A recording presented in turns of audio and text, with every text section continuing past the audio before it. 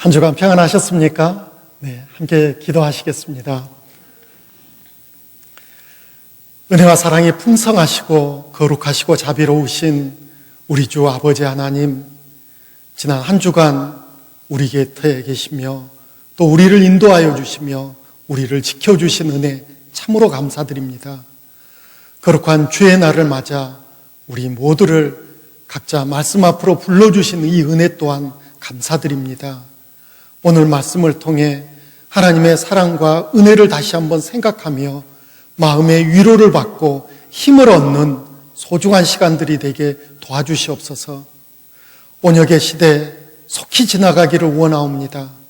또 온역 때문에 여러 고통받고 있는 형제자매들 마음을 위로해 주시기를 원합니다. 우리 가운데 병약한 자, 어그러진 자 있다면 하나님께서 치유시켜 주시며 올곧게 세워주시기를 간절히 기도합니다. 또 주의 가정들을, 또 주님의 교회를 주님께서 눈동자처럼 지켜주시기를 또한 부탁드립니다. 오늘 말씀의 시작부터 끝까지 주님만을 의지합니다. 우리 주 예수님 이름으로 기도드렸습니다. 아멘. 성경 창세기 45장 1절로 5절 말씀입니다. 성경 창세기 45장 1절로 5절 말씀 찾으셨으면 제가 읽도록 하겠습니다. 읽어드리도록 하겠습니다. 창세기 45장 1절입니다. 요셉이 시종하는 자들 앞에서 그 정을 억제하지 못하여 소리질러 모든 사람을 자기에게서 물러가라 하고 그 형제에게 자기를 알리니 때에 그와 함께한 자가 없었더라. 요셉이 방성되고 가니 애굽 사람에게 들리며 바로의 궁에 들리더라.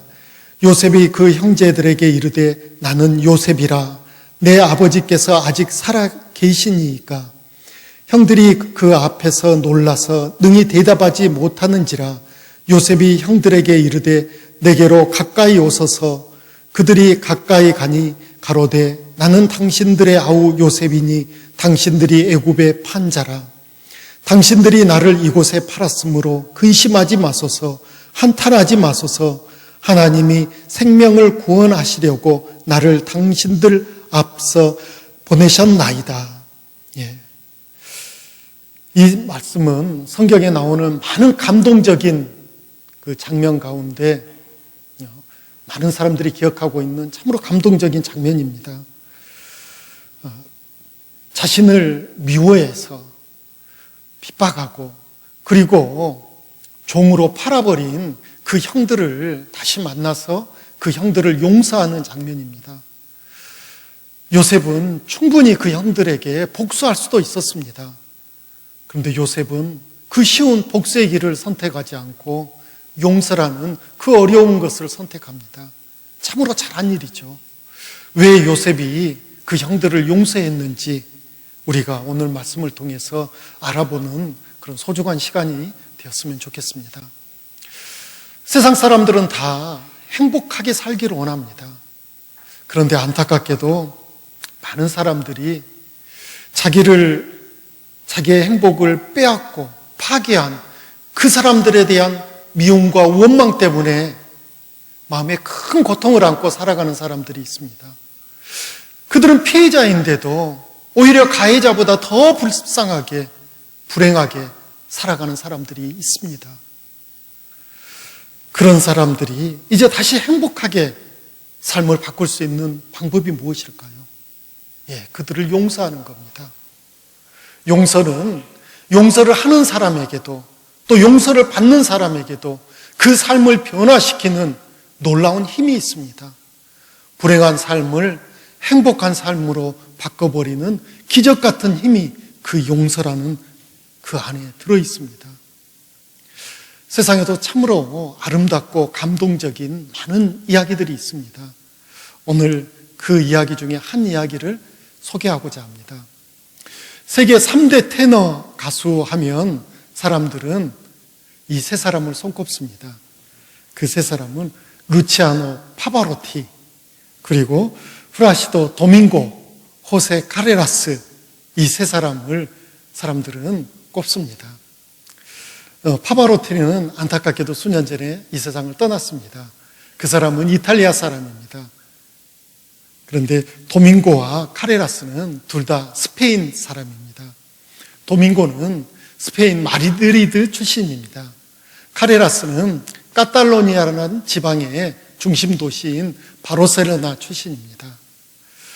이 카탈로니아 사람들은 지금도 그 스페인을 지배하고 있는 마드리드 사람들에게 자기들은 차별받고 무시당하고 있다는 그런 마음 때문에 지금도 더 많은 자치권을 요구하고 있습니다. 또 극단적인 사람들은 분리 독립까지도 주장하고 있습니다. 이 사람들을 보면 어떻게 보면 앙숙의 관계입니다. 그런 이유 때문인지 도밍고와 카레라스는 서로 시기하고 질투하고 이런 마음으로 서로 앙숙의 관계로 살고 있었습니다. 어느 정도였냐면요, 한 무대에 초청을 받으면 그 초청에 응하지도 않았습니다. 그런데 1987년도에 카레라스에게 큰 위기가 찾아왔습니다. 백혈병이라는 큰 병이 든 거죠. 살아날 확률이 당시에 10%였습니다. 이 병을 이겨보고자, 치료받고자 세계 유명한 병원들 찾아다니면서 치료에 전념했습니다. 그런데 안타깝게도 호전되지 않았습니다. 또 그 치료 비용이 감당할 수가 없었습니다. 병중에 있었기 때문에 공연도 할 수 없는 상황이었고요. 그래서 삶의 큰 위기 앞에 절망하고 그 생을 끝자락에 이제 끝이구나 하고 모든 희망을 포기하고 있었을 때 헤르모사 재단이라는 곳에서 카레라스에게 연락이 왔습니다. 이후로 모든 치료 비용 우리 재단이 책임지겠습니다. 당신은 치료에 집중만 하십시오. 카레라스는 다시 용기를 얻었습니다. 그래서 치료에 집중했습니다. 오랜 치료 기간 끝에 드디어 카레라스가 병에서 놓였습니다. 회복이 됐습니다. 건강을 되찾고 다시 무대에 설 수 있었습니다. 또 무대에 섰기 때문에 경제적으로도 이제 꽤 안정을 찾았습니다. 그리고 나서 카레라스가 생각했습니다.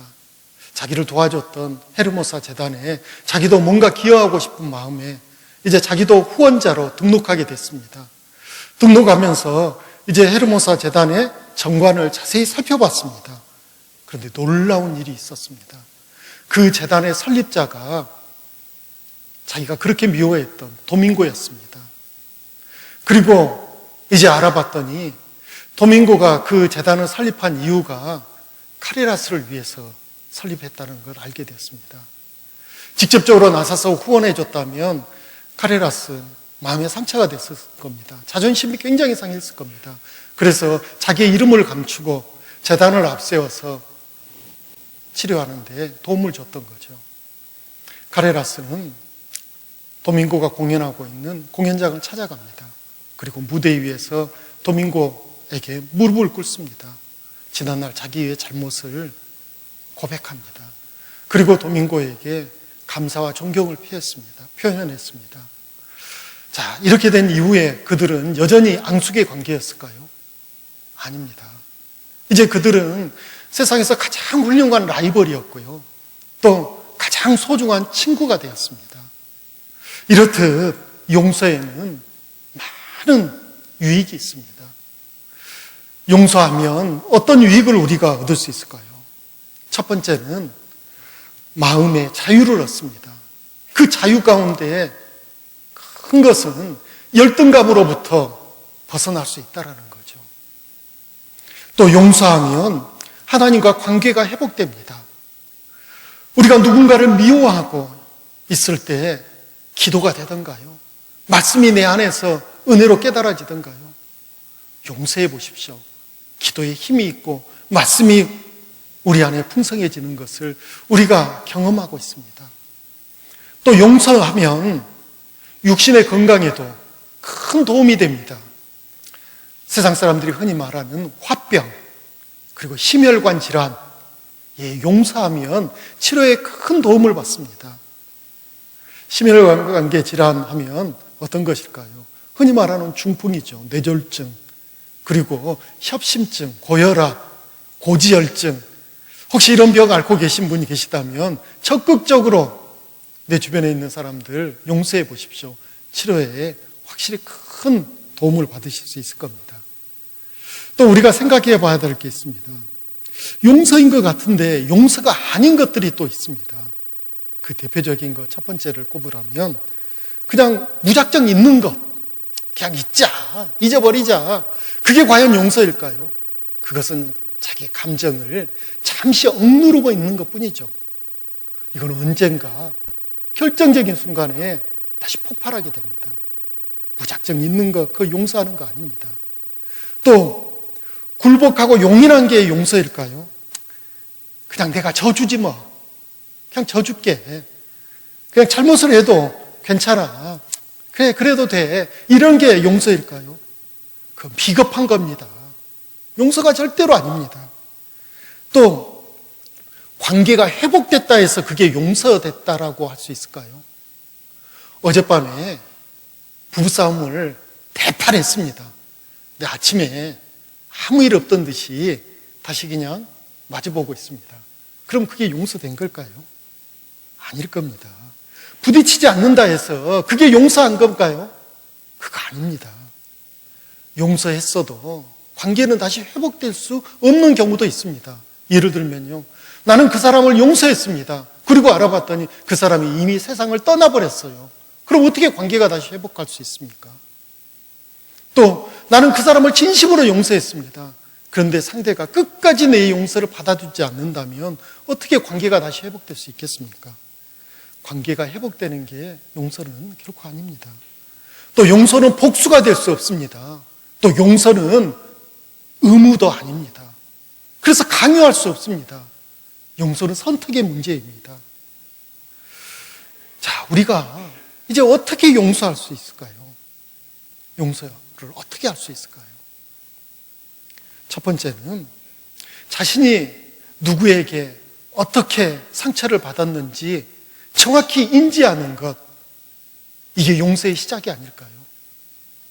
그리고 그 인지했던 것을 나를 이해시키고 하나님 앞에 나가서 하나님, 제가 누구 때문에 누가 나를 이렇게 힘들게 했어요?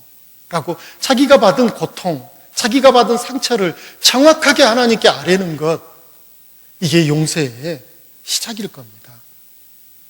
이렇게 하나님에게 또 내 자신에게 먼저 내가 이런 힘든 상황이야 라는 것을 알아보면 놀라운 일이 벌어질 수 있습니다. 나는 정말 힘들다고 생각했고 나는 너무나 이것 때문에 아프다고 생각했는데 내가 하나님 앞에 내 상황을 정확히 아뢰려고 알아봤더니 사실은 생각보다 그게 큰 게 아니더라고요. 작은 것이었더라고요. 내가 착각하고 살았다는 것을 깨닫게 되기도 합니다. 또 반대의 상황일 수 있죠. 나는 작은 상처라 생각하고 늘 무시했습니다. 별거 아닌 거라고 생각했습니다. 그런데 계속해서 내 마음이 아팠습니다. 그래서 살펴봤더니 이게 결코 작은 게 아니었습니다. 큰 상처였습니다. 그래서 내가 수년간 고통받고 있었다는 것을 알게 되는 경우도 있습니다. 하나님 앞에 우리가 힘들고 억울하고 했던 것을 정확히 아뢰는 것 중요합니다. 이걸 정말 잘했던 사람이 있습니다. 그 사람이 바로 누굴까요? 다윗이었습니다.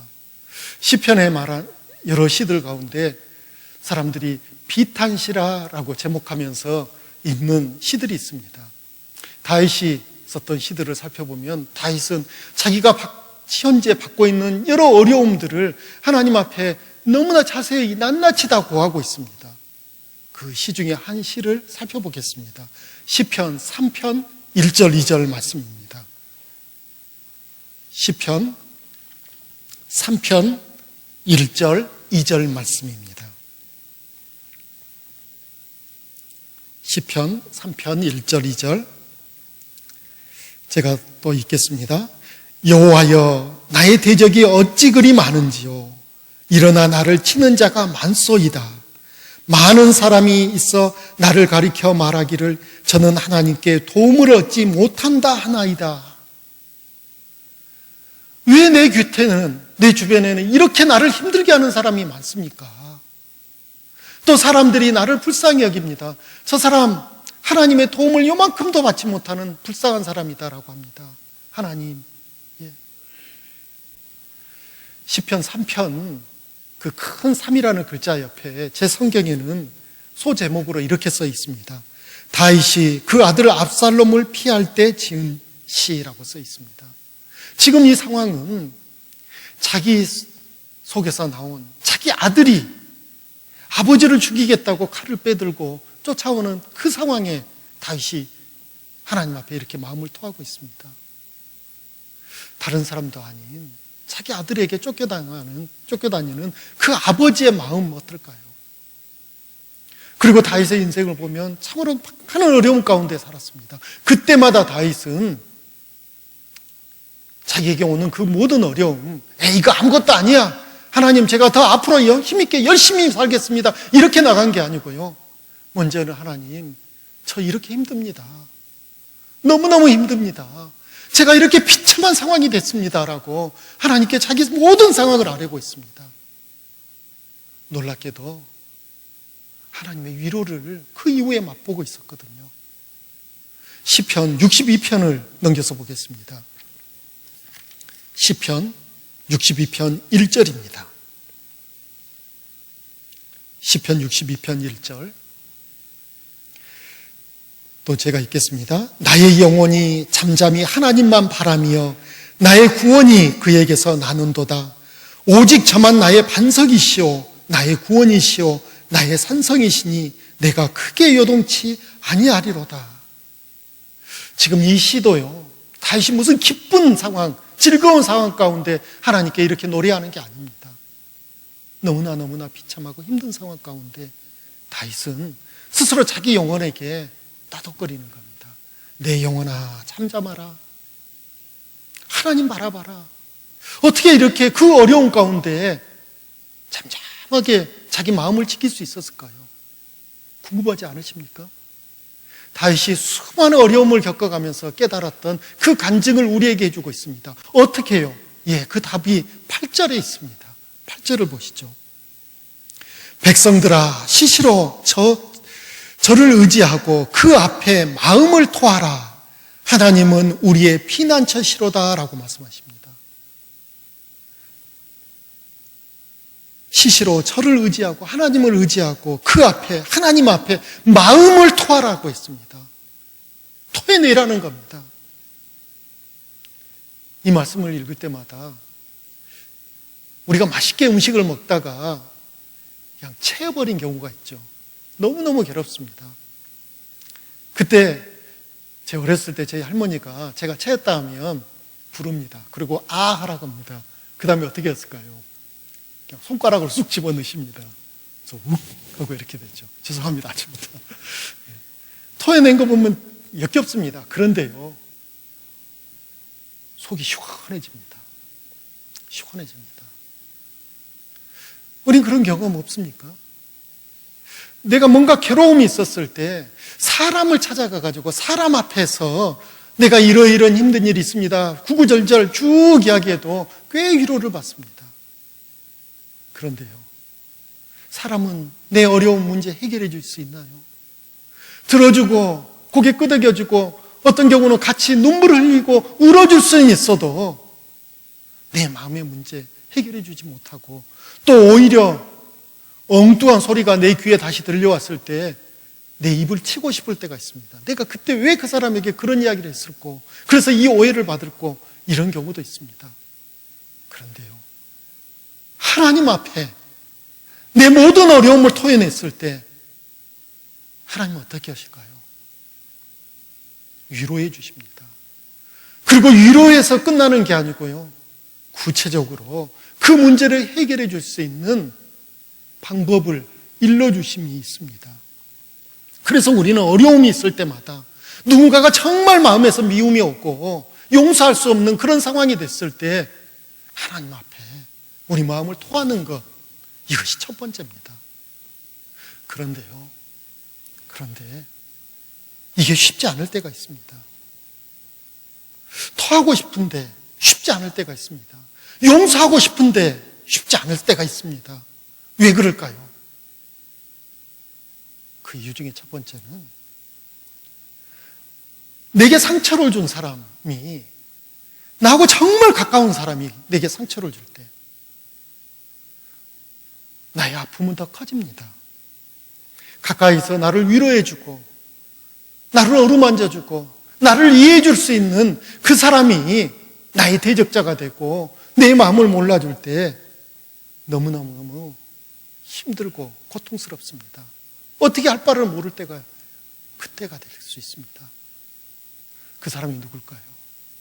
이 성경에 나와 있는 많은 사람들 가운데 오늘 시작 말씀으로 읽었던 요셉입니다.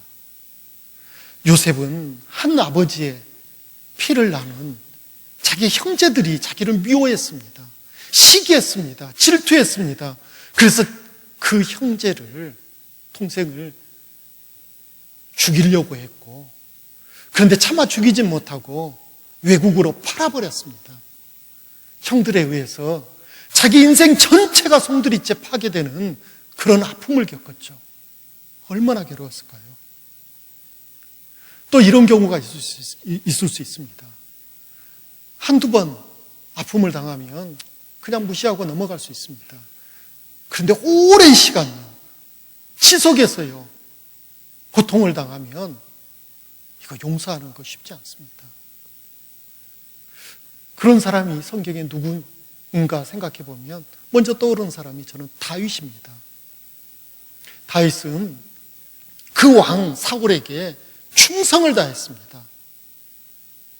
아무리 어려운고 힘든 싸움이라 할지라도 목숨을 내놓고 두려워하지 않고 싸워서 승리했습니다. 그럼 칭찬이 있어야 되잖아요. 그런데 사울왕은 그런 다윗을 죽이려고 했습니다. 그런 왕이 어느 날은 악신에게 고통을 받고 너무너무 괴로워할 때 다윗은 그 왕을 위해서 수금을 연주하며 그 왕을 위로하기도 했습니다. 그런데 감사하기는커녕 창을 던져서 죽이려고 합니다. 어쩔 수 없이 도망자가 됐죠. 두 도망 다니는 가운데에도 다윗은 원망하지 않습니다.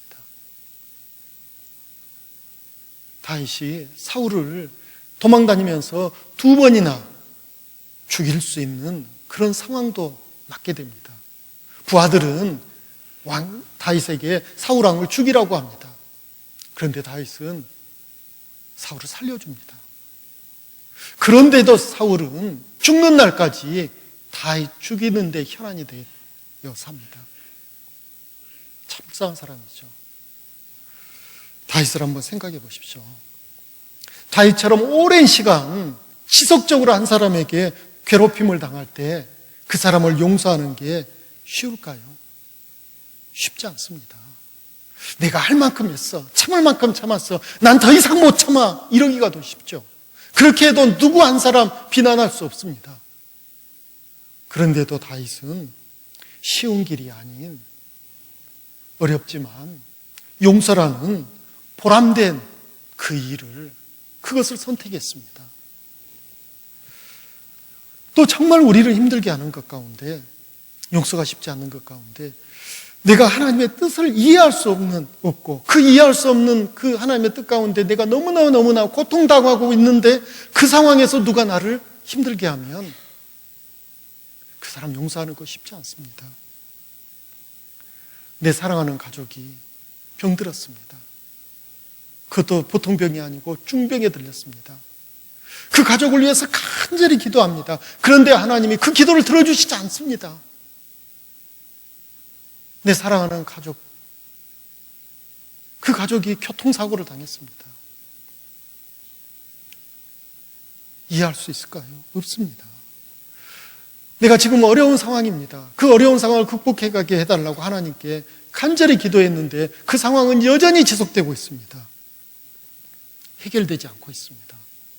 그런 상황에 누군가 나에게 고통을 준다면 그 사람 이해할 수 있겠냐고요? 용서할 수 있겠냐고요? 쉽지 않습니다. 그러나 한번 생각해 보십시다.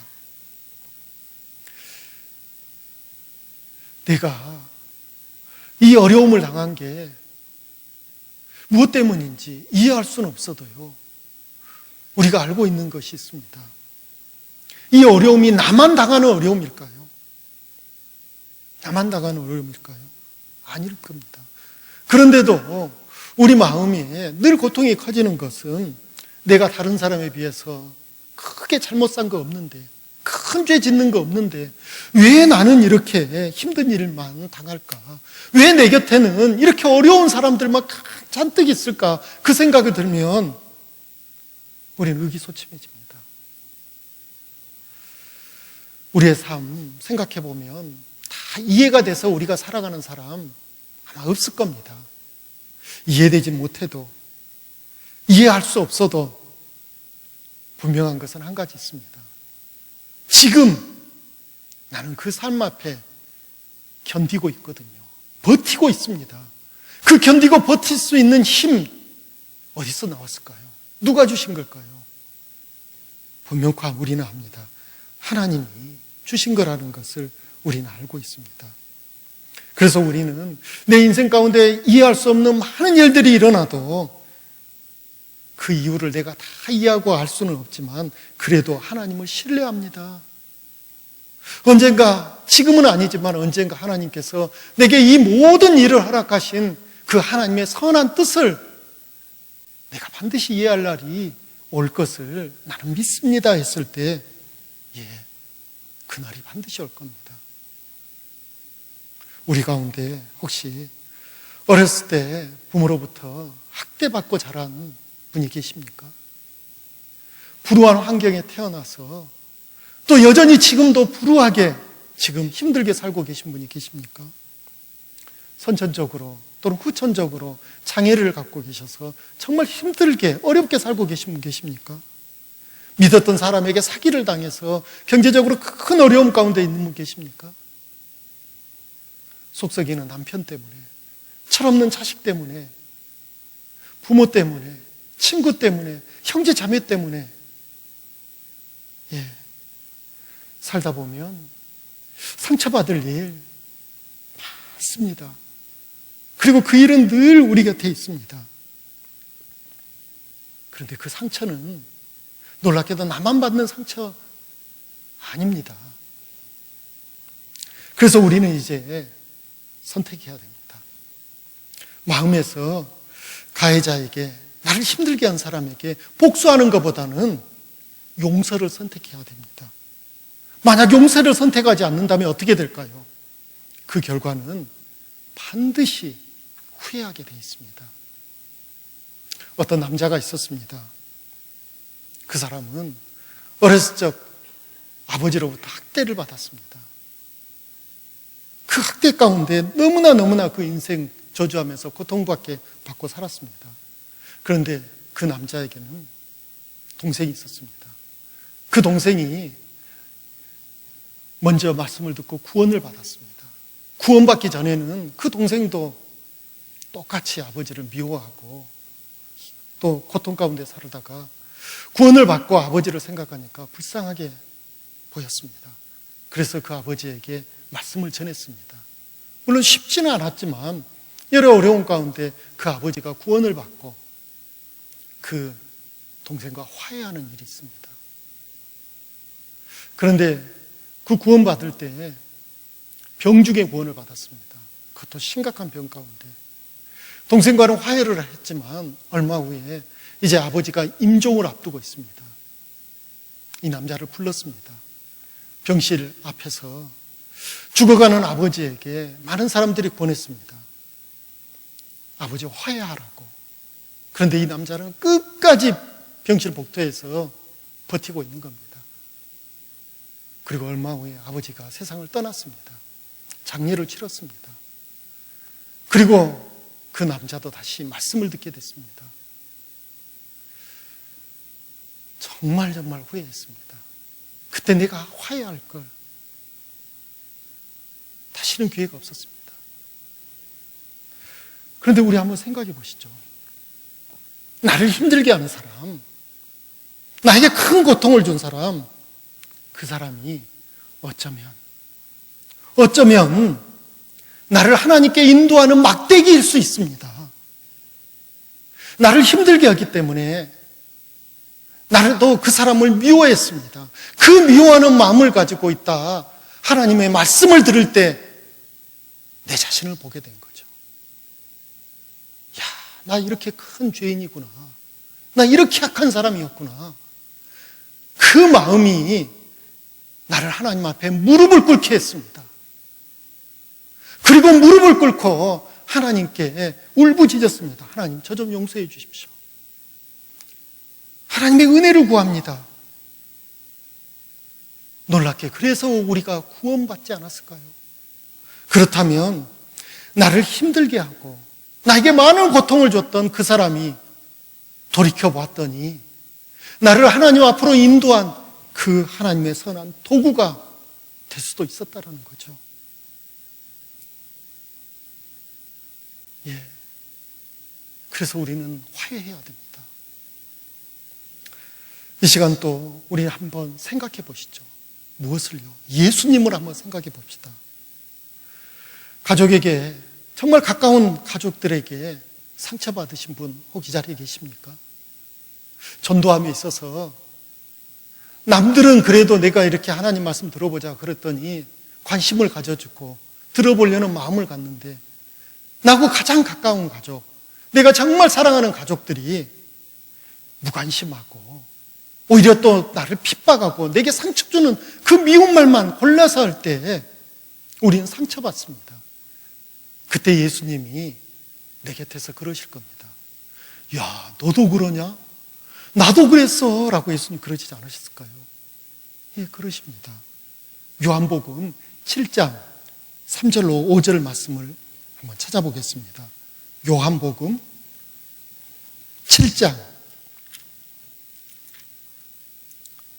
2절부터 보겠습니다. 2절로 5절 말씀을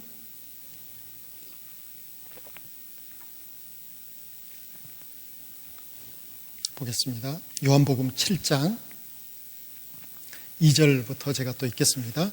유대인의 명절인 초막절이 가까운지라 그 형제들이 예수께 이르되 당신의 행하는 일을 제자들에게도 보여 여기를 떠나 유대로 가소서. 스스로 나타나기를 구하면서 묻혀서 일하는 사람이 없나니 이 일을 행하려 하거든 자신을 세상에 나타내소서 하니 이는 그 형제들이라도 예수를 믿지 아니함이라라 하겠습니다. 그 형제들도 예수를 믿지 않았습니다. 앞에 있는 말은 예수님을 칭찬한 말일까요? 아닙니다. 비웃는 말입니다. 예, 예수님의 그 육신의 형제들도 예수님 말씀을 비웃었습니다. 믿지 않았습니다. 하물며 그런데 우리는요, 예, 우리가 당하는 그런 가족들에게 받는 그런 말의 상처, 그렇게 큰 거 아닐 겁니다. 또 이웃들, 친구들, 직장 동료들에게 상처받으신 분 이 자리에 계신가요? 그때 예수님 또 그러실 겁니다. 너도 그러냐? 나도 그런다 라고 말씀하시지 않을까요? 예수님도 가장 가까운 주변 사람들에게 무시당하고 상처받았습니다. 마가복음 6장 3절로 6절 말씀도 또 앞으로 넘겨서 한번 확인해 보겠습니다. 마가복음 6장 3절로 6절 말씀입니다. 3절로 6절. 이 사람이 마리아의 아들 목수가 아니냐? 야고보와 요셉과 유다와 시몬의 형제가 아니냐? 그 누이들이 우리와 함께 여기 있지 아니하냐 하고 예수를 배척한지라. 예수께서 저희에게 이르시되 선지자가 자기 고향과 자기 친척과 자기 집 외에서는 존경을 받지 않음이 없느니라 하시며 거기서는 아무 권능도 행하실 수 없어 다만 소수의 병인에게 안수하여 고치실 뿐이었고 저희의 믿지 않음을 이상히 여기셨더라 라고 했습니다. 어린 시절부터 예수님을 가까이서 알고 있고 또 예수님의 말씀을 자주자주 들을 수 있었던 그 사람들, 그들이 예수님을 더 잘 따르고 예수님에 대해서 더 자세히 알아야 됨에도 불구하고 배척한 거죠. 무시한 거죠. 깔보고 있습니다. 그럼 우리는요? 우리 주변 사람들이 우리에게 미운 말을 하고 핍박을 하고 우리를 조롱한다 조롱할 때 크게 여기면 안 됩니다. 예수님도 그랬는데요. 예수님은 이 모든 것을 알고 계셨습니다. 예수님을 따랐던 그 제자들이 예수님 잡히시던 밤에 다 도망갈 거 예수님 다 아셨습니다. 유다가 자기를 파실 것도 예수님 그럴 줄 다 알고 있었습니다. 베드로가 호기 있게 내가 죽으면 죽었지 예수님 배반하지 않겠습니다 그랬대. 다 굴기 전에 베드로가 3번이나 예수님을 그것도 면전에서 부인할 것을 예수님은 다 아셨습니다. 그런데도 예수님은 그들을 끝까지 사랑하셨습니다. 이게 놀랍지 않습니까? 끝까지 사랑하셨습니다. 또 우리 가운데 경제적으로 지금 너무너무 힘들고 어려우신 분 계신가요? 예수님이 마태복음 8장 20절에 이렇게 말씀하십니다. 여우도 굴이 있고 공중의 새도 거처가 있으되 오직 인자는 머리 둘 곳이 없다라고 말씀하십니다. 예수님이 이 땅에 계실 때 예수님 것이라고는 자기 십자가밖에 없었습니다. 아무것도 없었습니다. 그에 비하면 우리는 어떻습니까?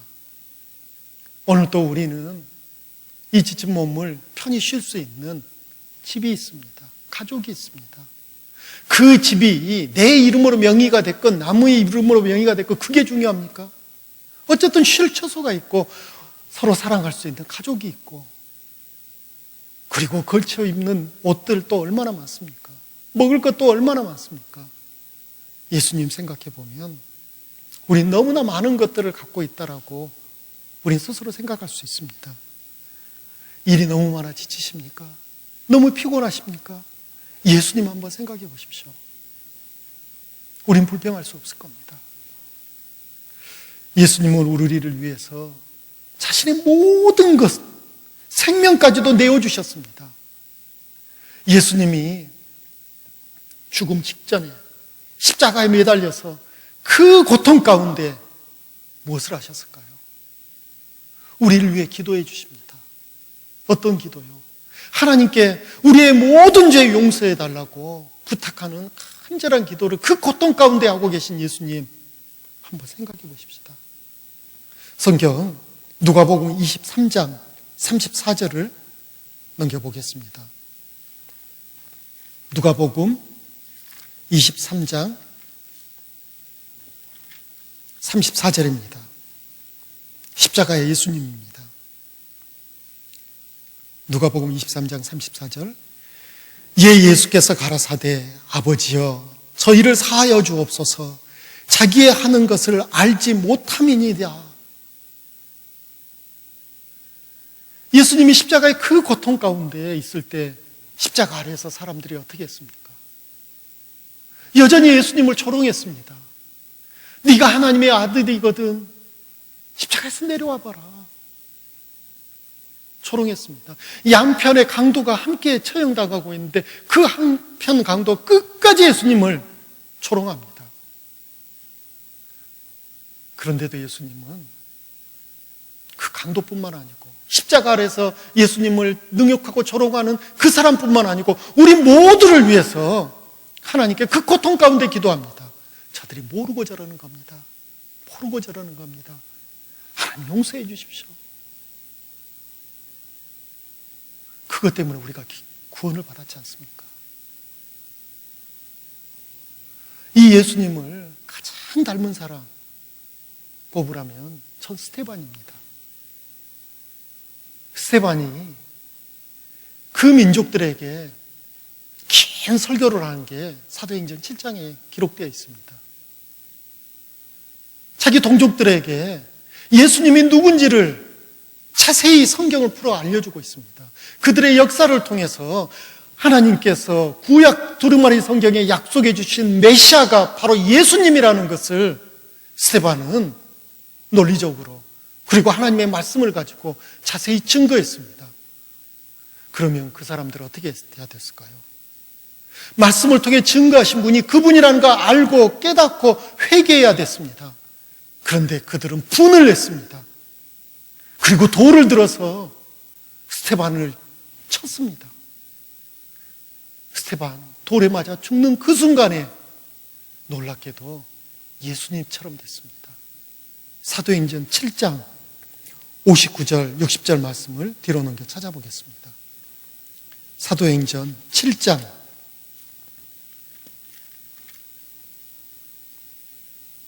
59절 그리고 60절을 제가 읽겠습니다. 저희가 돌로 스데반을 치니 스데반이 부르짖어 가로되 주 예수여 내 영혼을 받으시옵소서 하고 무릎을 꿇고 크게 불러 가로되 주여 이 죄를 저들에게 돌리지 마옵소서 이 말을 하고 자니라. 주여 이 죄를 저들에게 돌리지 마옵소서. 죽음 순간에도 이 말을 했습니다. 우리가 구원을 받고 많은 별아들이 각자 있습니다. 그 가운데 혹시 여러분들 이게 없습니까? 구원을 딱 받고 났더니 갑자기 구원받지 않는 사람들의 삶을 이렇게 들여다보니까 그들이 불쌍해 보이는 거예요. 그전에는 굉장히 부러웠던 사람도 구원받고 그 사람을 보니까 불쌍해 보입니다. 나보다 더 좋은 환경에서 더 많은 것들을 누리고 더 떵떵거리고 살고 나보다 더 높은 지위에서 나를 누르고 살고 있다 할지라도 그 사람을 생각해 보면 갑자기 불쌍해 보이죠. 왜 불쌍할까요? 예, 그들의 끝을 알고 있기 때문에 마음에 불쌍함이 옵니다. 독립군을 추격하는 일본군 추격대장, 그 대장이 일본군들이 정말 그 잔인하게 사람들을 죽이는 장면이 나온 영화를 본 적이 있습니다. 어쩌면 사람이 저렇게도 잔인할 수 있을까 분이 났습니다. 그런데 그 영화 끝까지 보니까요, 그 일본군 대장 그리고 그 무리들 비참하게 죽더라고요. 그리고 그 영화를 다시 한번 본 적이 있습니다. 똑같이 잔인한 장면이 나옵니다. 그때 물론 분도 올라오죠. 그렇지만 제 마음 한구석에서는 불쌍해 보였습니다. 불쌍해 보였습니다. 그 결과를 알고 그 상황을 보니까 불쌍해 보이는 겁니다. 성경 잠언 11장 7절은 악인은 죽을 때 그 소망이 끊어지나니 불의의 소망이 없어지느니라 라고 합니다. 악인은 죽을 때 그 소망이 끊어지거든요. 이 땅에서 잠시 뭔가 누리고 당당하게 사는 것처럼 보이지만 죽고 나면요, 모든 소망이 사라집니다. 불쌍해지죠. 욥기 21장 7절로 13절을 보면요, 욥기 21장 7절로 13절을 보면 어떤 사람이 마음에 큰 괴로움 가운데 하나님께 질문하는 게 있습니다. 하나님, 왜 이렇습니까? 뭐가? 아니, 하나님, 왜 악한 사람이 더 잘 사는 겁니까? 그들은 또 오래도 삽니다. 수를 누립니다. 그들의 자녀들까지 잘 삽니다. 하다못해 그들 집에서 기르는 짐승들도 새끼도 잘 낳고 잘 삽니다. 이게 뭡니까? 라고 하나님께 질문합니다. 그때 하나님 대답해 주시죠. 그 대답이 뭘까요? 13절에 그 날을 형통하게 지내다가 경각간에 음부에 내려가느니라고 했습니다. 잠언 21장 13절에 딱 그 답이 나오는 거죠. 그들 그래 알고 있어. 그래 그렇게 형통하게 잘 지내다가 경각간에 그들 다 음부에 들어간다라고 합니다. 음부가 어떤 곳입니까? 어둠이 있는 곳입니다. 슬픔이 있는 곳입니다. 이를 가는 곳입니다. 영원한 고통밖에 없는 곳입니다. 소망이 하나도 없는 곳입니다. 지옥이죠. 그곳에 들어간다는 거죠. 하나님께서는 구원받지 않는 그들을도 불쌍히 여기십니다. 그래서 돌이키라는 기회를 주고 계시는 거죠. 그 기회가 나의 대적자, 나를 고통스럽게 했던 그 악인들에게만 하나님이 허락하신 겁니까? 나에게는 허락하지 않았습니까? 예, 우린 감사할 수밖에 없습니다. 감사할 수밖에 없습니다. 자, 이제 우리는 우리를 힘들게 한 사람, 우리를 너무너무 괴롭히고 있는 사람, 지금도 괴롭히고 있고 앞으로도 괴롭힐 것 같은 그 사람 어떻게 용서할 수 있을까요? 어떻게 해요? 이제 그 방법을 한 3가지 살펴보고자 합니다. 도저히 나는 용서할 수 없고 또 몇 번의 용서를 시도했지만 오히려 그런 나를 어떻게 보면 이용만 해먹는 것 같은 그런 사람들, 그 사람들을 생각하면 하나님 앞에 부르짖고 싶습니다. 도대체 하나님, 내가 언제까지 이렇게 살아야 됩니까? 나는 왜 이렇습니까? 물론 천국 가는 것은 좋지만 이 땅에서 내가 이렇게까지 살아야 되겠습니까? 너무 고통스럽습니다. 너무 고통스럽기에 나는 아무것도 할 수 없습니다. 봉사도 제대로 할 수 없고 전도도 제대로 할 수 없고 내가 너무 아프기 때문에, 너무 힘들기 때문에, 그때마다 나는 명확하게 알고 있습니다. 그래, 용서해야지. 새롭게 시작해야지. 그래서 몇 번을 시도해도 잘 안 됐습니다. 앞으로 어떻게 해야 될까요? 어떻게 해야 될까요? 하나님은 이렇게 말씀하시지 않을까요? 네가 받은 은혜부터 생각해봐라. 저는 은혜 받은 거 별로 없는 것 같은데요. 아시잖아요. 저는 지지리도 가난한 집에서 태어났습니다. 저는 배운 것도 별로 없습니다. 저는 가진 것도 없습니다. 제 곁에는 나를 위로해주고 나를 사랑해주고 나를 높여준 사람도 별로 없습니다. 그런데 내가 무슨 은혜를 받았습니까? 나를 힘들게 한 사람이 오히려 하나님께 더 큰 은혜를 받은 것 같습니다. 그때 우리가 한번 생각해 봐야 됩니다. 눈에 보이는 것, 이 땅의 것, 받은 거 별로 없을 수 있습니다. 별로 없을 수 있습니다. 그래서 힘들 수 있습니다. 그러나 성경을 통해서 우리가 아는 게 있죠. 이 땅의 것은 잠시 잠깐이라 했습니다. 잠시 잠깐. 영원한 것이 있죠. 그 영원한 것을 하나님이 우리에게 주셨을까요? 안 주셨을까요? 십자가를 생각해 보십시오. 예수님을 생각해 보십시오. 예수님이 나를 구원해 주신 그 구원의 은혜를 생각해 보십시오. 예수님이 나를 구원해 주신 그 구원이 나의 영혼의 구원이었거든요.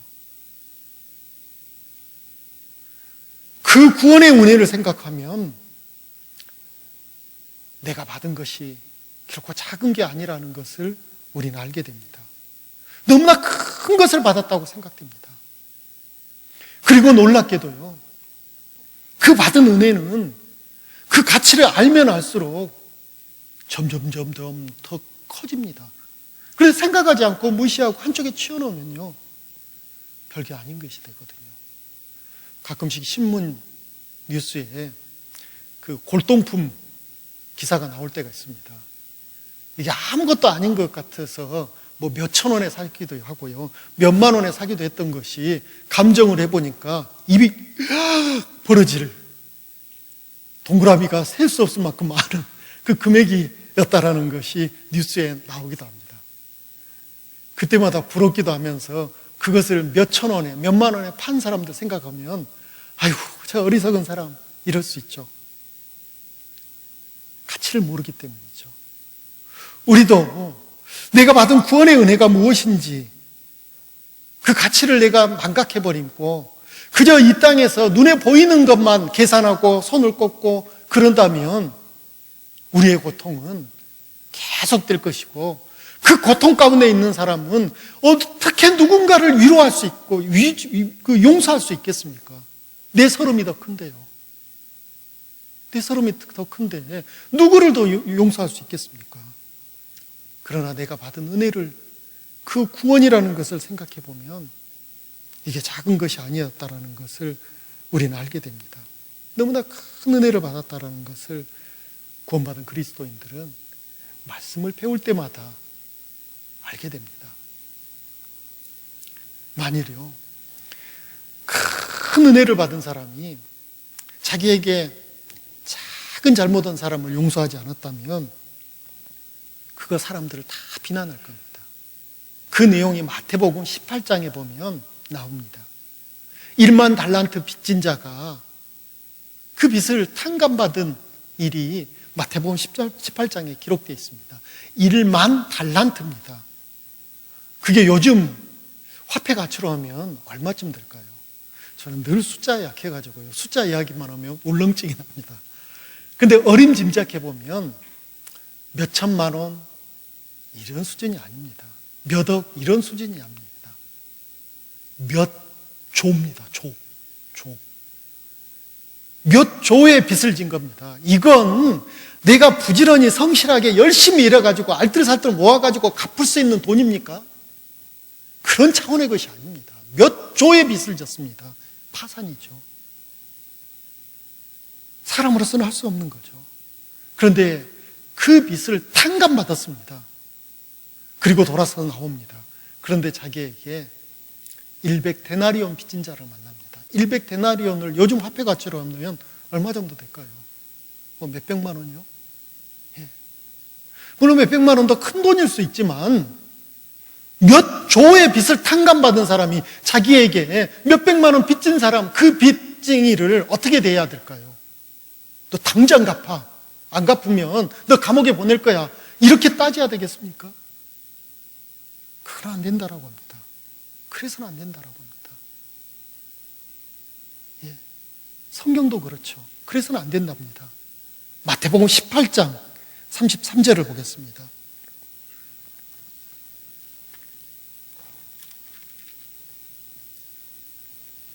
마태복음 18장 33절. 마태복음 18장 33절입니다.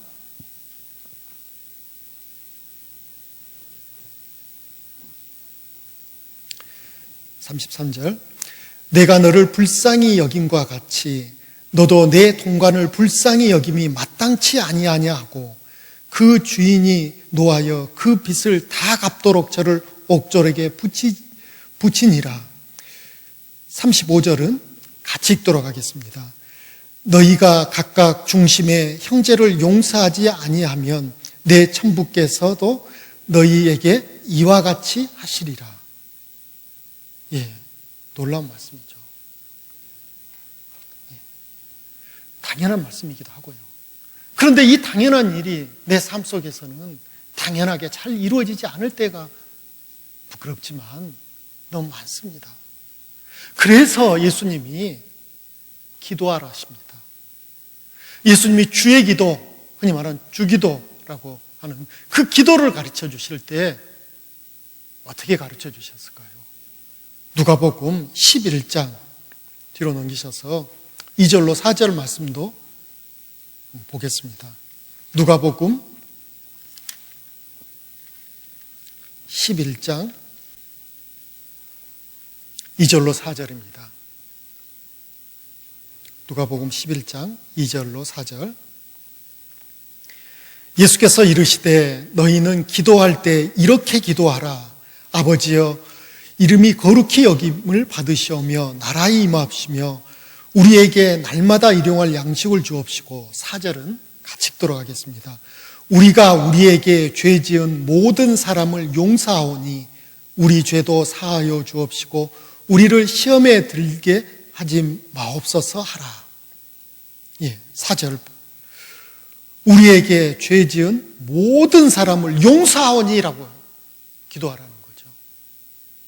우리에게 죄 지은 모든 사람을 용서하오니 우리 죄도 사하여 주옵시고 우리를 시험에 들게 하지 마옵소서라고 기도하라는 겁니다. 여기서 시험에 든다라는 것은 구원받은 사람이 이제 누군가를 용서하지 않고 미워하면 그 구원이 취소되고 지옥 갈까요? 그건 결코 아니죠. 그러나 여기 시험은 유혹입니다. 마귀에게 유혹받을 수 있다는 거죠. 누군가를 용서하지 않고 분을 품고 살면 마귀에게 쉽게 유혹받을 수 있습니다. 마귀에게 유혹받으면 우리는 그 유혹 이기는데 힘듭니다. 어렵습니다. 또 그 유혹을 이기려면 너무나 또 고통스럽습니다. 고통스럽게 마찬가지라면 차라리 용서해버리라는 거죠. 그게 더 현명한 거라는 겁니다. 또 우리가 실질적으로 누군가를 용서하기 위해서는 어떻게 해야 될까요? 심판을 하나님께 맡길 줄 알아야 됩니다. 공의의 하나님, 그 하나님의 속성 가운데 공의의 하나님의 그 속성을 우리가 믿고 하나님이 심판하신다라는 것을 믿고 기다릴 줄 알았을 때 나도 가볍게 누군가를 용서할 수 있습니다. 입법자와 재판자는 오직 하나님이시거든요. 내가 입법자가 아닙니다. 내가 재판자가 아닙니다. 공의로 다스리는 것이 그 권세가 내게 있는 건 결코 아닙니다. 그 권세는 오직 하나님께만 있다라고 야고보서 4장 12절에 분명코 우리에게 성경은 말씀해 주고 계십니다. 입법자와 재판자는 오직 하나님이시니라고 말씀하십니다. 그렇죠. 우리는 이 말씀에 아멘 해야 되는 겁니다. 하나님께서 재판해 주시고 그리고 하나님 판결대로 치리해 주실 것을 저는 믿습니다. 그게 우리에게 중요합니다. 잠언 20장 22절 말씀을 한번 찾아보겠습니다. 잠언 20장 22절 말씀입니다. 잠언 20장 22절 너는 악을 갚겠다 말하지 말고 여호와를 기다리라 그가 너를 구원하시리라 라고 말씀하셨습니다. 예, 악을 갚겠다 말하지 말고 여호와를 기다리라 그가 너를 구원하시리라. 이 말씀을 바울 사도가 자세히 설명해 주십니다. 로마서 12장 19절 18절 말씀을 보겠습니다. 로마서 12장 18절입니다. 로마서 12장 18절 할 수 있거든 너희로서는 모든 사람으로 더불어 평화하라. 모든 사람으로 더불어 평화하라. 할 수 있거든. 19절입니다. 내 사랑하는 자들아 너희가 친히 원수를 갚지 말고 진노하심에 맡기라. 기록되었을 때 원수 갚는 것이 내게 있으니 내가 갚으리라고 주께서 말씀하시니라. 예. 원수 갚는 것은 내 일이 아닙니다. 주님의 일이십니다. 주님은 게으름 피우실까요? 아닙니다. 주님은 성실하신 분입니다. 주님의 하실 일 정확하게 하십니다. 심판하시죠. 원수 갚는 일은 내 일이 아니고 주님의 일입니다. 내 일은 무엇일까요? 모든 사람과 평화하는 것이 내 일입니다. 평화하려면 용서해야죠. 적극적으로 용서하면서 용서하는 삶을 살으라고 이제 20절, 21절을 보겠습니다.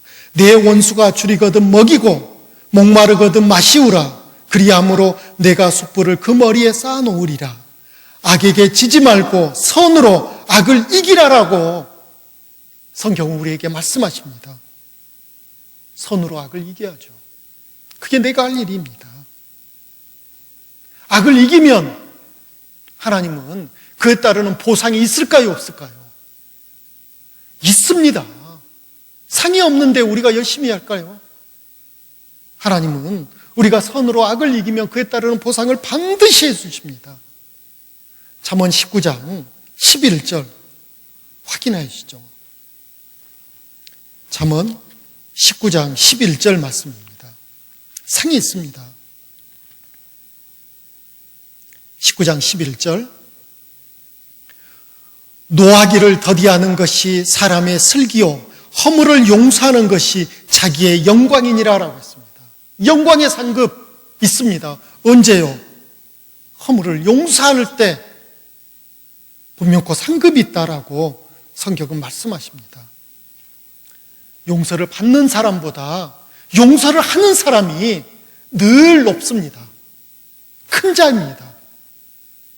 그래서 사도행전 20장 35절에도 주는 것이 받는 것보다 복이 있다라고 성경은 우리에게 알려주고 계십니다. 그렇죠. 주는 것이 받는 것보다 복이 있죠. 용서를 하는 사람에게 더 큰 복이 있습니다. 그래서 우리는 내게 잘못한 사람, 나에게 상처를 주는 사람, 그 사람을 용서하는 거죠. 상급을 바라보고서라도요. 그럼 이제 내 마음 가운데 이제 용서하기로 했습니다. 결심했습니다. 하나님의 뜻도 알았습니다. 그리고 내가 용서했을 때 하나님이 어마어마한 보상을 준다는 것도 다 알게 됐습니다. 그러면 지금 이 순간부터 구체적으로 우리가 무엇을 해야 될까요? 무엇을 해야 될까요? 첫 번째는 허물을 덮어주는 겁니다. 허물을 덮어주는 겁니다. 그런데 그 허물을 내 손으로 덮으려고 하면 안 될 겁니다. 예수님의 손을 빌려와서 예수님의 손으로 내 허물을 덮어주면 어떨까요? 그리고 예수님의 손으로 내가 용서할 수 없는 그 사람의 허물을 덮어놨다면 굳이 내가 예수님 손을 들쩍거리면서 예수님 손 좀 치워보세요, 저 다시 한번 확인해 봐야 돼요, 이럴 수 있을까요? 아닙니다. 그럴 수 없습니다. 예수님이 나의 죄를 용서해 주셨다라는 것을 우리가 은혜로 믿음으로 받아들여서 구원을 받았다면 정말 밉지만, 왜요? 나도 너무 많은 상처를 받았기 때문에 정말 밉지만 한번 생각해 보면요, 그 사람의 죄, 그 사람의 허물, 예수님이 내 죄와 허물을 손으로 덮어놓으시고 눌러놓으신 것처럼 그 사람의 죄와 허물도 예수님이 덮어놓고 눌러놓으셨을까요? 안 눌러놓으셨을까요? 눌러놨다라고 우린 생각합니다. 그렇습니다. 예수님이 덮어놓고 예수님이 눌러놨는데 내가 예수님께 나가가지고 예수님 잠깐만요, 그 손 좀 치워보세요, 이 사람이 나에게 이런 말 했어요, 이렇게 힘들게 해요, 나는 절대로 이 사람 용서 못해요, 예수님도 이 사람 용서해 주지 마세요, 나 이 사람 미워요, 예수님도 이 사람 미워하세요. 그래야지만 예수님이 내 편입니까? 아닐 겁니다. 아닐 겁니다. 예수님 손으로 덮어놓으신 거 굳이 그 사람 앞에서 내가 덜썩일 필요가 없습니다. 많은 분들이 부부간의 갈등을 겪고 있는 분들 안타깝게도 심심찮게 봅니다. 그 부부간의 갈등 생각해 보면 당장 지금 일어나는 일을 가지고 마음에 큰 상처가 되고 힘들고 정말 그 사람이 밉다, 그런 경우는 별로 없습니다. 왜요? 지금 벌어지는 일은 서로 다 이해합니다. 그럴 수 있지. 그런데요, 그 마음에 상처가 되고 후회하는 것은 뭡니까? 옛날 옛적 일을 끌어오거든요. 나는 잊어버렸는데 상대방은 당신 여기 앉아봐, 그때 당신은 어땠어? 그러면서 그냥 끌어오는 겁니다. 예전의 일을 들춰오는 겁니다. 그리고 서로 상처를 줍니다. 그리고 상처를 받습니다. 그러다 원위치로 가는 거죠. 용서하고자 하는 그 마음은 다 온데간데 없이 사라집니다. 그리고 고통만 받습니다. 오늘부터, 지금부터 우리가 해야 될 것, 이제 우리가 의지를 가지고 해야 될 것, 상처를 덮는 거죠. 단순히 있는 게 아닙니다. 서두에 말씀드린 거 있습니다. 그냥 있는 것은 용서가 아닙니다. 예수님 손을 빌어와가지고 덮는 거죠. 예수님이 덮어놓으신 걸 내가 들추지만 않으면 됩니다. 성경은 이렇게 우리에게 말씀하십니다. 베드로전서 4장 8절입니다. 베드로전서 4장 8절.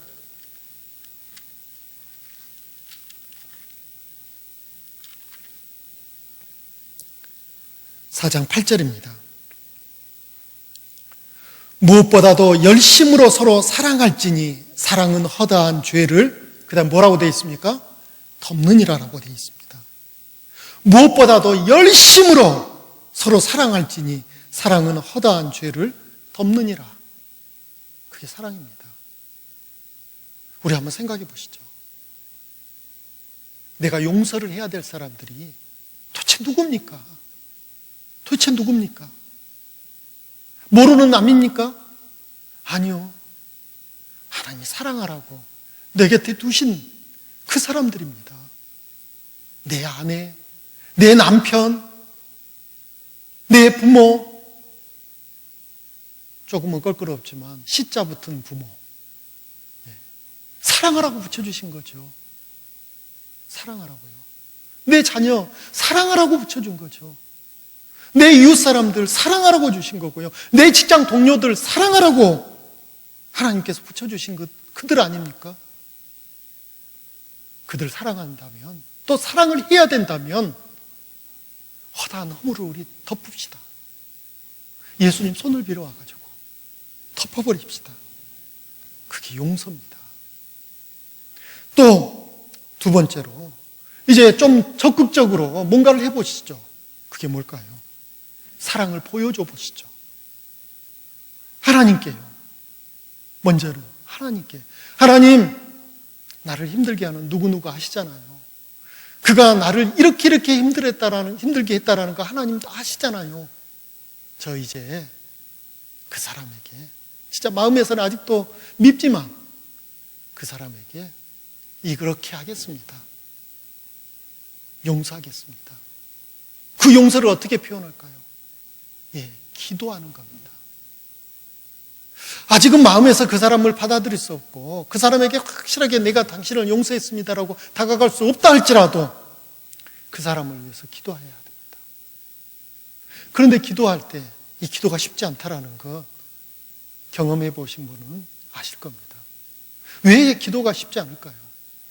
그 사람이 내게 주었던 상처, 행동들, 말들을 생각하게 되면 기도가 쉽지 않습니다. 그래서 그가 나를 어떻게 대했는지, 어떤 말을 했는지 그거 생각하지 말고요. 그런 생각이 올라올 때마다 그 영혼을 바라보시는 거죠. 그 불쌍한 영혼, 잠시 잠깐 후에 그가 어떻게 될지 우리는 그 결말을 알고 있잖아요. 그래서 그 영혼을 바라보는 겁니다. 구원받지 않는 사람이라면 더 불쌍해지죠. 구원받지 않는 그 불쌍한 영혼을 위해서 기도해야 됩니다. 그게 용서입니다. 그러면 분명코 하나님께서는 우리 마음에 평강을 허락해 주실 겁니다. 그 전과 다른 마음을 분명히 주실 겁니다. 또 있습니다. 기도 후에 그러면 무엇을 해야 될까요? 그냥 기도하면 다 끝나버릴까요? 내 마음에 위로를 받고 평강이 왔으면 이제 다 끝난 걸까요? 아닙니다. 이제 기도 후에는 중요한 게 이겁니다. 가능한 범위 내에서 화해를 시도해야 됩니다. 가능한 범위 내에서요. 무턱대고 하면 역효과만 납니다. 그래서 기도한 후에, 반드시 기도한 후에 가능한 범위 내에서 화해를 시도하는 거죠. 기도 없이 했다가는 마치 모닥불에 기름을 끼얹는 것 같이 오히려 상처가 더 커져버리고 더 힘들어져 버리는 것들이 있을 수 있습니다. 그래서 기도하고 마음의 평강을 얻는 상황에서 이제 가능한 범위 내에서 화해를 시도하는데 내가 정확히 표현하는 게 중요합니다. 담대하게요. 정확히 표현하고요. 그 다음에 결과를 기대하지 마십시오. 내가 이렇게까지 했으니까, 이렇게 기도하는 가운데 마음의 평강을 얻고, 그리고 용기를 내서 그 사람에게 내가 이렇게 딱 했으니까 이제 뭔가 좋은 관계로 다시 회복이 되겠지. 그 기대를 버리십시오. 그건 있을 수도 있고 없을 수도 있습니다. 하나님의 또 다른 뜻이 있을 수 있습니다. 중요한 것은 하나님의 선한 손길에 우리는 맡기는 겁니다. 결과를 맡기는 거죠. 그리고 우리는 그 과정 가운데 내가 해야 될 그 일을 정확하게 내가 했다라고 생각하면 되는 겁니다. 사람이 몰라주면 어떻습니까? 내가 좀 더 힘든 상황 여전히 살아가면 어떻습니까? 주님이 알아주신다면요. 그리고 분명코 주님은 그에 따른 상급을 약속해 주셨잖아요. 우리 모두는 언젠가 주님 앞에 설 겁니다. 그리스도의 심판대 앞에 우리는 설 겁니다. 천국을 그냥 슉 지나가 들어갑니까? 통과해야 될 곳이 있죠. 그리스도의 심판대에서 누군가는 책망을 받을 수도 있습니다. 누군가는 그리스도의 심판대에서 후회의 눈물을 흘릴 수도 있습니다. 그런데 누군가는 큰 기쁨과 큰 영광 가운데 그리스도를 얼싸안을 수 있습니다. 그 차이가 어디서 올까요? 이 땅의 삶 가운데 내가 어떤 삶을 살았냐죠. 가끔씩 두려울 때가 있습니다. 어떤 두려움이냐면요, 이 땅에서 내가 사는 것이 너무 편안하고 행복할 때 두려울 때가 있습니다. 내가 이렇게 살아도 되나? 또 교회 안에서 내가 작은 거 요만큼만 뭔가 희생했는데 이만큼의 인정을 받을 때가 때로는 있을 수 있습니다. 그때마다 우린 두려움을 가져야 됩니다. 그게 좋은 게 아니거든요. 그리스도의 심판대에 가서 내가 받을 상이 이 땅에서 요만큼 희생해서 요만큼 받았을 때 그 나머지 부분들이 거기서 받을 상을 끌어오는 거거든요. 값을 받는 겁니다. 이 땅에서는 어떻게 살든지 간에 잠깐의 삶이라는 것을 우리는 세월을 겪으면 겪을수록 깨닫습니다. 아직은 청춘일 때는 모르죠. 그런데 나이가 1살, 2살 먹어가고 머리에 흰꽃이 피기 시작하고 흰머리가 늘어나고 그리고 인생의 여러저러한 일들을 겪고 나면 참 인생 별것 없다, 부질없다, 빠르다, 순간이다, 이런 말들을 나도 모르게 내 입에서 쉽게 나옵니다. 예, 그런 짧은 인생 가운데 사람들을 둘러보면 누구나 다 고통받고 있다는 거죠. 그런데 그 고통의 질이 문제입니다. 어떤 고통을 받느냐가 문제죠. 여전히 돈 때문에, 여전히 건강 때문에, 여전히 사람 때문에 난 이러지도 못하고 저러지도 못하고 그런 인생을 내 인생 끝까지 살다가 주님 앞에 턱 섰습니다. 그때 주님 앞에 우리는 어떤 마음이 들까요? 너무너무 부끄러워질 겁니다. 너 왜 이렇게 전도를 못했냐? 왜 이렇게 봉사도 못했냐? 그랬을 때 우리가 주님 앞에 부끄럽게 뭐라고 대답합니까? 저 돈 번이라고요. 돈 문제 해결원이라고. 온통 거기다 마음이 뺏겨가지고 아무것도 못했습니다. 누군가 나를 미워한 사람이 내 옆에 있어가지고 그 사람하고 날마다 싸우니라고. 나 아무것도 못했습니다. 그 입이 내 입에서 나올 수 있을까요? 부끄러워서 나오기 힘들 겁니다. 그저 눈물만 뚝뚝 흘릴 수 있습니다. 그래서는 안 되죠. 그래서 우리는 이제 새롭게 시작해야 됩니다. 새롭게요. 용서하고 새로 시작해 보시죠. 그런데 이 용서하고 새로 시작하는 거 꼭 그 사람하고 손잡고 같이 해야 될까요? 아닙니다. 그럴 필요 없습니다. 내 편에서만 새로 시작하면 됩니다. 그러면 됩니다. 꼭 함께 할 필요 없습니다. 또 한 가지 생각해 볼 게, 우리가 다른 사람은 잘 용서하는데 안타깝게도 자기 자신은 잘 용서가 안 되고 용서 못하는 사람들 있습니다. 예수님이, 또 하나님의 예수님을 통해서 내 모든 죄를 용서했다라고 하시는데 굳이 내가 내 죄를 용서 안 하고 나를 계속 힘들게 할 필요가 있을까요? 그럴 필요 없습니다. 그럴 필요 없습니다. 요한복음 8장에 간음하다가 현장에서 잡힌 여인이 있습니다. 간음하다가 현장에서 잡혔습니다. 그러니 얼마나 치욕스럽고 부끄럽겠습니까? 아마 옷도 제대로 못 갖춰 입을 수 있고 끌려 나올 수도 있을 것 같아요.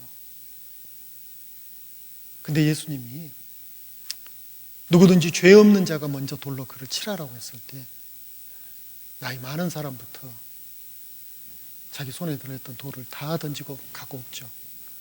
그때 예수님이 그 여인에게 묻습니다. 너를 정죄하는 자가 없느냐? 예, 없습니다. 그때 예수님이 그에게 뭐라고 말씀하셨을까요? 뭐라고 말씀하셨을까요? 그래, 끝났다, 이제 집에 가, 이랬을까요? 아닙니다. 살펴보겠습니다. 요한복음 8장 11절 말씀을 보겠습니다. 요한복음 8장 11절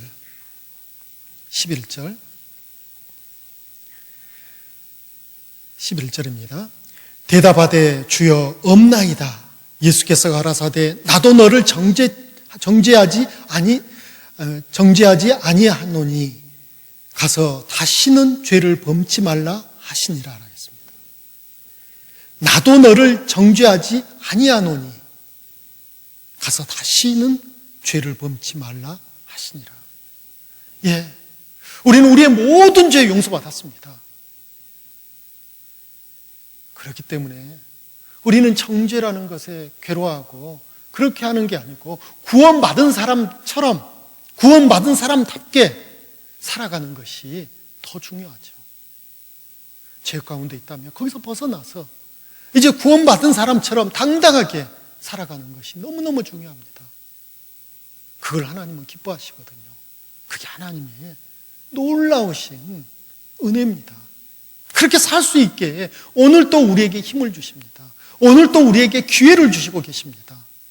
그렇기 때문에 우리는 누군가도 용서하고 내 자신도 용서하고 그리고 당당하게 하나님과 함께 말씀 안에서, 교제 안에서 살아가는 것, 그리고 그리스도인답게 하나님 자녀답게 당당하게 살아가는 것, 이것이 너무나 중요한 것이죠.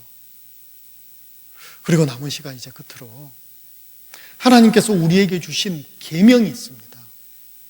구약 성경에만 하나님이 주신 계명 613가지의 계명이 있다고 합니다. 그 613가지의 계명을 하나님께서는 우리가 어떻게 그걸 다 외울 수 있겠습니까? 그래서 너무나 친절하게 모세 선지자를 통해서 10개로 줄여주셨습니다.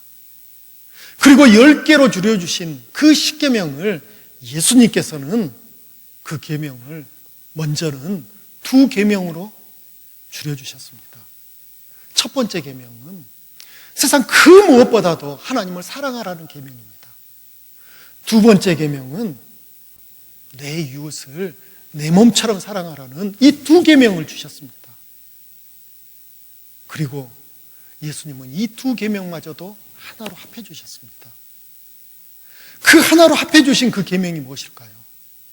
우리가 잘 아는 요한복음 13장 34절, 35절 말씀을 보겠습니다. 요한복음 13장 34절, 35절 말씀입니다.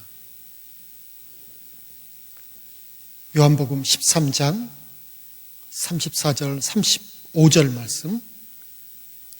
새 계명을 너희에게 주노니 서로 사랑하라. 내가 너희를 사랑한 것 같이 너희도 서로 사랑하라. 너희가 서로 사랑하면 이로써 모든 사람이 너희가 내 제자인 줄 알리라. 예수님이 우리에게 주신 계명입니다. 계명은 지켜도 되고 안 지켜도 되는 것입니까? 아니죠. 거룩한 명령입니다. 반드시 지켜야 되는 겁니다. 그게 계명이죠. 새 계명을 너희에게 주노니 서로 사랑하라라고 합니다. 그런데요, 제가 오늘 이 성경 말씀을 한 단어를 바꿔서 읽어보겠습니다. 한 단어를 바꿔서 읽어보겠습니다. 여러분들 잘 들어보시고요. 야, 뭔가 어색하다, 이상하다라고 느껴지시는지, 한 단어가 바뀌었는데 바뀐지도 모를 정도로 자연스럽게 들려지시는지 한번 잘 들어보십시오. 제가 다시 읽겠습니다. 새 계명을 너희에게 주노니 서로 용서하라. 내가 너희를 용서한 것 같이 너희도 서로 용서하라. 너희가 서로 용서하면 이로써 모든 사람이 너희가 내 제자인 줄 알리라. 여러분들 어떠십니까? 뭔가 이상하십니까? 어색하십니까? 뭔가 잘못된 것 같습니까? 아니면 반대로 너무 이거 자연스럽네? 바뀐지도 몰랐네? 이렇게 자연스럽게 받아들이시나요? 저는 너무나 자연스럽게 받아들이셨습니다.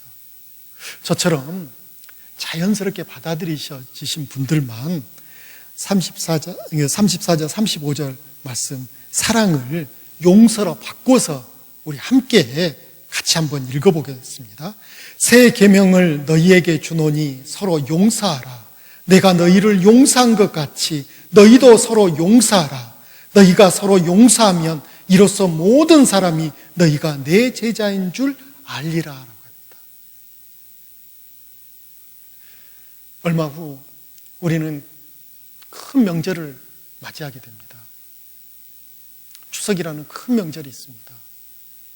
사랑하는 가족들 멀리 떨어져 있어서 만나지 못하다가 명절을 즈음에 만나기도 합니다. 그리고 서로 사랑하는 사랑을 꽃피우고 또 즐거운 시간을 갖기도 합니다. 그런데 안타깝게도 명절날이 두려운 사람이 있을 수 있습니다. 명절에 모이면 서로 싸우고 고통스럽고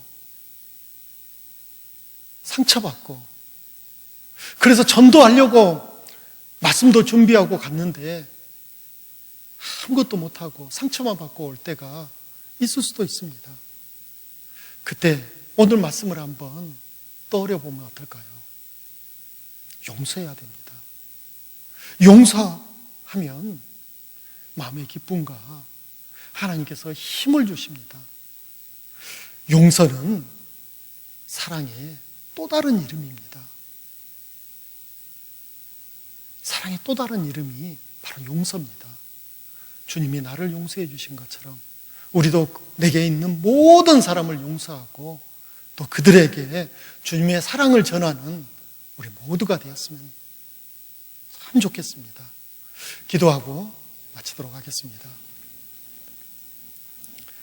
사랑 많으신 아버지 하나님, 죄악 가운데 태어나 영원한 지옥 형벌 받는 것이 당연한 우리의 삶이었습니다. 참으로 하나님 앞에 부끄러운 많은 죄를 지었지만 하나님께서는 예수 그리스도를 통해 우리의 모든 죄를 용서해 주셨습니다. 우리가 이 큰 용서의 은혜를 받고 구원을 받았기에 이제 우리에게 맡겨진 모든 사람들을 이제 용서하며 그들에게 하나님의 사랑을 전하고자 합니다. 그러나 아직 우리 안에는 악한 것이 남아있고 거친 것이 남아있기에 하나님께 간구합니다. 우리를 더욱더 말씀 앞에 굴복시켜 주시고 하나님의 사랑을 더욱더 크게 보게 하여 주셔서 하나님께 받은 은혜가 감사하여 그 모든 것 용서하고 그리스도인으로서 하나님의 자녀로서 당당하게 이 땅 살아갈 수 있게 도와주시옵소서. 우리 가운데 한 사람도 주님 앞에 부끄럽게 쓰는 자 없도록 은혜 베풀어 주시기를 원합니다. 이 나라의 여러 어려운 상황들 하나님 아시오니 이 원역의 때가 속히 지나가므로 다시 한번 자유롭게 모여 말씀을 전하고 전도할 수 있는 기회 허락해 주시기를 간절히 기도합니다. 이 나라를 다스리는 위정자들에게 주의 마음을 허락해 주시기를 기도합니다. 또 우리 가운데 힘들고 지치고 어려운 형제 자매들 늘 위로받으며 교제 가운데서 힘을 얻게 도와주시옵소서. 또 이 땅에 있는 교회 하나님께서 일일이 살펴주시고 눈동자처럼 지켜주시기를 부탁드립니다. 교회에서 수고하는 선교사님들 더욱더 각별히 살펴주시기를 또한 간절히 기도합니다. 이 시간 우리 이후에 우리의 모든 삶이 하나님의 영광을 위해 살아가는 우리 모두가 되게 도와주시옵소서. 우리 주 예수님 이름으로 기도드렸습니다. 아멘.